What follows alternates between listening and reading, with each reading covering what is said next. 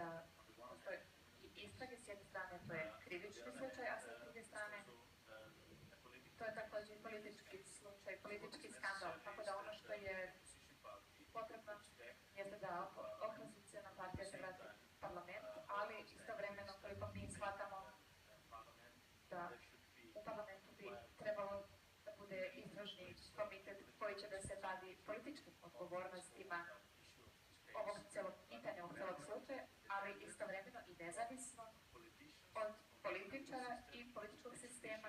Pravosuđe mora da isprati ovaj slučaj i mora da se postara o krivičnim aspektima ovog pitanja. Mi smo kao Evropska komisija ponudili da damo podršku, da pružimo i obezbedimo neophodne stručnjake koji također mogu garantovati podršku nezavisnosti istraga, ali na odgovornima u zemlji je da se bave time, ali kako da se time bave jeste također naznaka evropske perspektive zemlje. We have only one small question for the Prime Minister.